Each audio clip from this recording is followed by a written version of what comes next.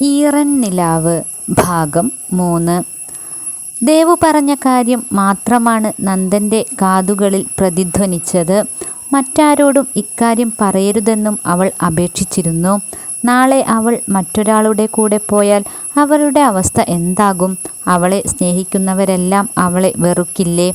ഇപ്പോൾ അവളെക്കുറിച്ച് ഇഷ്ടത്തോടെ പറഞ്ഞവരെല്ലാം, തൻ്റെ ചേച്ചിയും അനിയത്തിയും എല്ലാം അവളെ വെറുക്കും. ഒരു പക്ഷേ അമ്മയ്ക്ക് മാത്രം ആശ്വാസമാകും.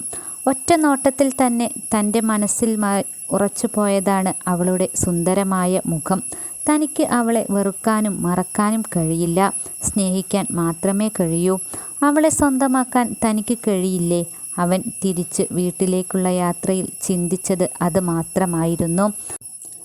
ദേവു ഡ്രസ്സെല്ലാം ചേഞ്ച് ചെയ്ത ശേഷം തളർച്ചയോടെ ബെഡിൽ വന്നിരുന്നു. നന്ദനോട് താൻ പറഞ്ഞ കാര്യം നന്ദൻ എങ്ങനെയാകും ഉൾക്കൊണ്ടിട്ടുണ്ടാവുക? എല്ലാവർക്കും തന്നെ ഇഷ്ടമായിരിക്കുന്നു. എന്നാൽ നന്ദൻ്റെ അമ്മയ്ക്ക് എന്തൊക്കെയോ നീരസമുണ്ടെന്ന് അവൾക്ക് തോന്നി.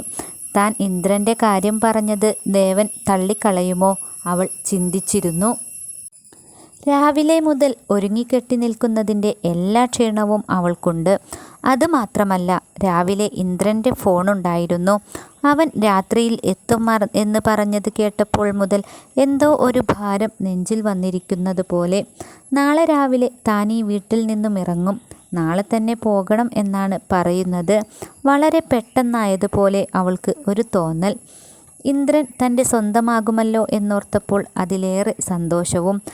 നാളെ ഈ വീട്ടിൽ നിന്നും ഇറങ്ങേണ്ടി വരുമല്ലോ എന്നാലോചിച്ചപ്പോൾ അവൾക്ക് ഒരു തരം വീർപ്പുമുട്ടൽ അനുഭവപ്പെട്ടു. നാളെ ക്ലാസ് ഉണ്ടെന്ന് പറഞ്ഞ് വീട്ടിൽ നിന്നും ഇറങ്ങണം. അതാണ് അവളുടെ പ്ലാൻ. നേരത്തെ തന്നെ പല പ്രാവശ്യം ഡ്രസ്സുകളെല്ലാം വേണിയുടെ വീട്ടിലേക്ക് മാറ്റിയിട്ടുള്ളതിനാൽ ഒന്നും കയ്യിൽ കരുതേണ്ട ആവശ്യവുമില്ല. താൻ ചെയ്യുന്നത് ശരിയാണോ തെറ്റാണോ എന്ന ആശയക്കുഴപ്പം മനസ്സിൽ പിടിവലി നടത്തിക്കൊണ്ടിരുന്നു. എന്നാൽ അച്ഛനും അമ്മയ്ക്കും ചേട്ടനും തന്നെ അധികനാൾ പിരിഞ്ഞിരിക്കാനാവില്ല എന്ന വിശ്വാസം മനസ്സിൻ്റെ കോണിൽ ഉണ്ടായിരുന്നു. അവർക്കുണ്ടാകുന്ന വിരോധം എല്ലാം കാലം മായ്ക്കും. തന്നെ മനസ്സിലാക്കാൻ അവർക്ക് കഴിയും. ആ വിശ്വാസം അവൾക്ക് ഏറെ ബലം നൽകി. നീ എന്താ ഈ ചിന്തിച്ചു കൂട്ടുന്നത്?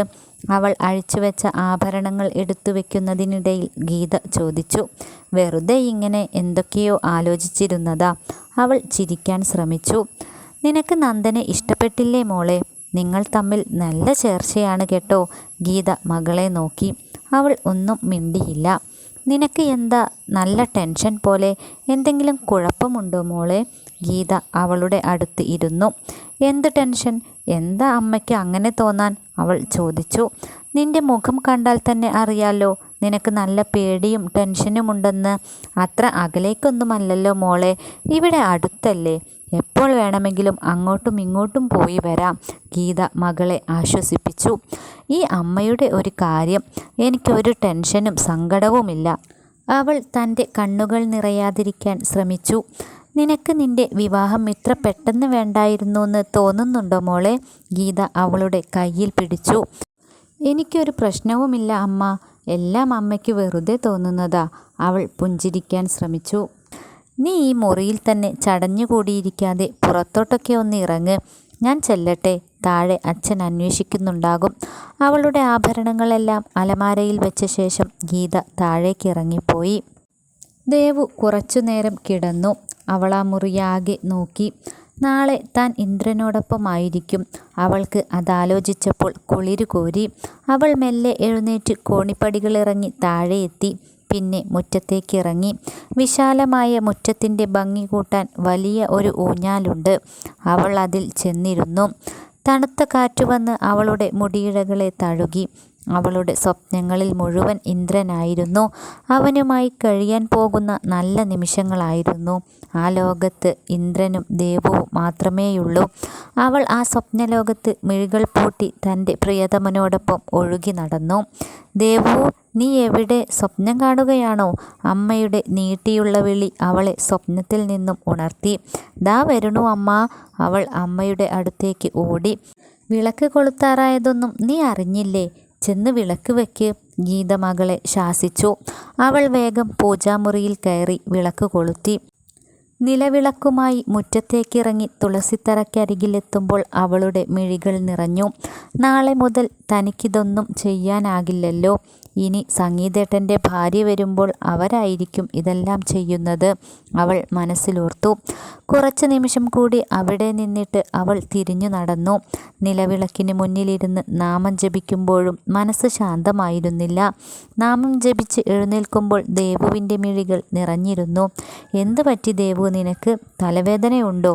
സംഗീതേട്ടനാണ്. ഒന്നുമില്ല ഏട്ടാ, അവൾ ചിരിക്കാൻ ശ്രമിച്ചു. നിന്റെ മുഖം കണ്ടാലറിയാം നിനക്കെന്തോ ഉണ്ട് എന്ന്. എന്താ മോളെ? സംഗീത് തറപ്പിച്ചു പറഞ്ഞു. ഞാൻ പോയാൽ നിങ്ങളെല്ലാവരും തനിച്ചാവില്ലേ? ദേവുവിൻ്റെ സ്വരം ഇടറിയിരുന്നു. അപ്പോൾ അതാണല്ലേ കാര്യം? അതിന് ഇനിയും സമയമുണ്ടല്ലോ. കല്യാണമൊക്കെ 1 വർഷം കഴിഞ്ഞിട്ടാണ് ഉണ്ടാവുക. നാളെ ഒന്നുമല്ലല്ലോ. അതിന് നീ ഇപ്പോൾ ഇങ്ങനെ തുടങ്ങിയാലോ? അവൻ അവളെ ചേർത്ത് നിർത്തി ആശ്വസിപ്പിച്ചു. നീ ഇപ്പോൾ ഹാപ്പി ആയിരിക്കും. ചെല്ല്, അവൻ അവളുടെ പുറത്ത് തട്ടി. അവൾ തിരിഞ്ഞു നടക്കാൻ തുടങ്ങിയപ്പോൾ സംഗീത് വീണ്ടും അവളെ വിളിച്ചു. എന്തേ ഏട്ടാ? അവൾ അവനെ നോക്കി. നിനക്ക് എന്നോട് എന്തെങ്കിലും പറയാനുണ്ടോ ദേവു? അവൻ സംശയിച്ചു. ഏയ്, വേറെ ഒന്നുമില്ലല്ലോ, അവൾ പറഞ്ഞു. എന്നാൽ ചെല്ല്, അവൻ കണ്ണിറുക്കി കാണിച്ചു. എന്തേ സംഗീതേട്ടൻ അങ്ങനെ പറഞ്ഞത്? തിരിഞ്ഞു നടക്കുമ്പോൾ അത് മാത്രമായിരുന്നു ദേവുവിൻ്റെ മനസ്സിൽ. ഏട്ടൻ എന്തെങ്കിലും സംശയമുണ്ടായിരിക്കുമോ? അതാണോ വീണ്ടും വീണ്ടും തന്നോട് ഓരോന്ന് ചോദിക്കുന്നത്? അവൾക്ക് ഒരെത്തും പിടിയും കിട്ടിയില്ല. ദേവു ആലോചനയോടെ മുറിയിലേക്ക് പോയി.